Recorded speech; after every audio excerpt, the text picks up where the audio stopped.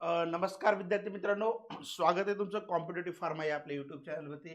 विद्यार्थी मित्रांनो, drug inspector यूपीएससीची जाहिरात आलेली आहे. ठीक आहे. या जाहिरातीमध्ये आता पुढचा टप्पा जो असणार आहे ते एक नोटिफिकेशन त्यांच्याकडून येईल, ज्याच्यामध्ये सिलेबस आणि बाकी काही गोष्टी सेंटर वगैरे असं मेन्शन असेल. ठीक आहे.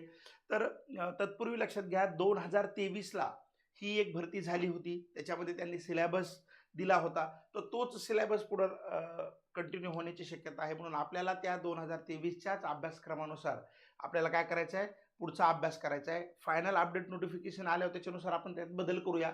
पण आता तरी 2023चा जो सिलेबस आणि पॅटर्न होता त्यानुसारच आपल्याला काय करायचं, आपला पुढचा अभ्यास करायचा आहे. ठीक आहे. लक्षात घ्या, ह्याच्यासाठी आपण बॅच पण लॉन्च केलेली आहे. 5 जुलैपासून आपण ह्याच्यात लाईव्ह बॅच चालू करत आहोत. ठीक आहे. तर तुम्ही दिलेल्या व्हॉट्सअप नंबरवरती संपर्क करू शकता किंवा नितेश सर, प्ले स्टोअरला जाऊन काय करायचं, नितेश सर ॲप तुम्हाला काय करायचं आहे, डाउनलोड करायचं आहे. कोर्स अवेलेबल आहे. तिथं तुम्हाला कुपन कोड अवेलेबल आहे, ते तुम्ही घेऊन परचेस करू शकता. लक्षात घ्या, यूपीएससीसाठी ओके, एज लिमिट ओपनला जी आहे ती 30 वर्षे एज लिमिट आहे. ठीक आहे. बाकी मग ओबीसी +3, SC ST +5 अशा पद्धतीने आहे. दुसरी गोष्ट, बी फार्म पास आउट तुम्ही पाहिजे. ठीक आहे. रजिस्ट्रेशन वगैरे तुमचं नसेल तर तुम्ही लगेच अप्लाय करू शकता. रजिस्ट्रेशन नंबर मिळतो, काम होऊन जातं जर लागलं तर. ठीक आहे. पण बी फार्म पास आउट असणं गरजेचं आहे. एक्सपिरियन्सची वगैरे गरज नाही. लक्षात घ्या, डेट्स लक्षात घ्या. 27 तारखेपासून फॉर्म चालू होणार आहेत. ठीक आहे.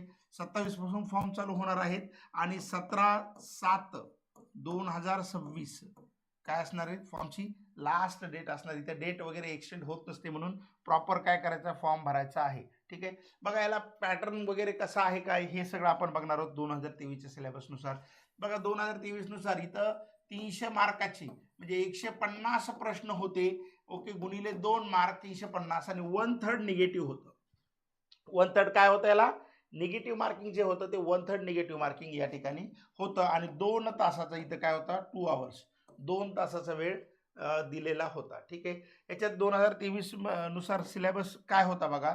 तर 2023 नुसार इथं सिलेबसमध्ये महत्त्वाच्या गोष्टीमध्ये फार्मास्युटिकल केमिस्ट्री आणि फार्मॅकोलॉजी, म्हणजे ड्रग, त्याचे क्लासिफिकेशन, त्याची फार्मॅकोलॉजी आणि त्याची केमिस्ट्री, हे आपल्याला डिटेल करायचे. KD त्रिपाठी वापरायचे. दुसरे केमिस्ट्रीचे पुस्तक वापरू शकतो. आता ॲज सच मार्केटमध्ये असं एखादं कंबाईन पुस्तक नाही आहे. आपण सगळ्या नोट्स देणार आहोत. ह्या सगळ्या विषयाच्या नोट्स, टेस्ट सगळं आपण बॅचमध्ये देणार आहोत. ठीक आहे. त्याच्यानंतर लक्षात घ्या, आपण विथ नोट्स डाउनलोडला ऑप्शन असतो. मागं कोणीतरी कमेंट केली होती, सर तुम्ही नोट्स दिल्या नाही. नोट डाउनलोडला ऑप्शन MPSC UPSCच्या दोन्ही बॅचला आहे. नोट्स डाउनलोड करून तुम्ही प्रिंट करू शकता आपल्या. ठीक आहे. नंतर बघा, इथं KD त्रिपाठी रेफर करायचे तुम्हाला मॅक्झिमम. ठीक आहे. नंतर manufacturing and evaluation of pharmaceutical dosage form. Okay, industrial फार्मसीचे रिलेटेड पार्ट आहे. सगळ्या डोसेज फॉर्मचं मॅन्युफॅक्चरिंग प्रोसेस काय काय काय पॅरामीटर्स लागतात, गव्हर्नमेंट नॉर्म्सनुसार काय लागतात. ओके. त्याच्यानंतर त्याचं इव्हॅल्युएशन पॅरामीटर काय. ओके, सगळे टॅबलेट, कॅप्सूल, सगळ्याचे इव्हॅल्युएशन पॅरामीटर्स, हे गोष्टी इम्पॉर्टंट आहेत. त्याच्यानंतर आणि ह्याला कायद्याची जोड द्यायची. कायद्यानुसार काय आहे ते महत्वाचं आहे आपल्याला. ठीक आहे. नुसती प्रोसिजर करून उपयोग नाही. नंतर analysis of a drug formulation and active pharmaceutical इन्ग्रेडियंटचे अनालिसिस. ठीक आहे. म्हणजे UV, IR, NMR, मास, आणि त्या अनालिसिसमध्ये काय काय चेक करायचे त्या सगळ्या गोष्टी आल्या. प्रोसिजर कलेक्शन ब्लडची, जी MPSC मध्ये पण हा पॉईंट होता सिलेबसमध्ये. ठीक आहे. ब्लड कलेक्शन प्रोसिजर काय, किंवा ब्लड बँकेच्या रिलेटेड आहे. प्रिपरेशन ऑफ डिफरंट कंपोनंट्स, वेगवेगळे कंपोनंटचे प्रिपरेशनची प्रोसिजर काय, हा ब्लड बँकेच्या रिलेटेड प्रश्न आहे. तो मागच्या वेळेस पण आपण केलेला आहे इन डिटेल. पुढं बघा, पुढं महत्वाचं आहे तुमचं गुड मॅन्युफॅक्चरिंग प्रॅक्टिसेस, GMP. तर हे तुम्हाला GMP, जे WHO GMP पण करायचं आहे, शेड्यूल M पण करायचं आहे. ठीक आहे. नंतर आहे GLP.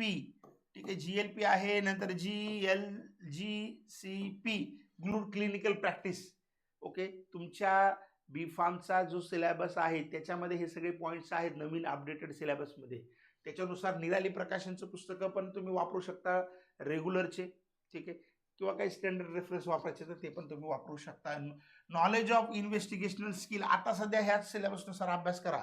नवीन अपडेट नोटिफिकेशन आलं की तुम्हाला कळवण्यात येईल. नंतर ज्युरिस्प्रुडन्समध्ये DNC ऍक्ट, डिटेल, त्याच्यात medical devices, clinical trials, sale, import सगळं करायचंय. Medical devices, clinical trial, sale, import, सिडिस्कोची वेबसाईट बी बघणं गरजेची आहे.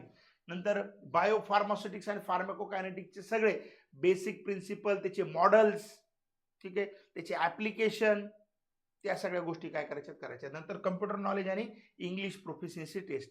हा सगळा सिलेबस काय आहे, 2023चा सिलेबस आहे. त्याच्यानुसार आत्ता तयारी चालू करा. बदल काय जर झाला तर मी तुम्हाला अपडेट देतो, ठीक आहे. आणि आपल्या बॅचमध्ये आपण बदल जर झाला तर झालेल्या बदलानुसार पण काय करतो आपण, त्याच्यात अपडेट करत असतो. मागच्या वेळेस आपण एकाच बॅचला 2 वेळेस एमपीएससीचा जुना सिलेबस आणि नवीन सिलेबस दोन्ही सिलेबस एकाच बॅचला शिकवलं, ठीक आहे. तसं हा डिटेलमध्ये आपण घेणार आहेत.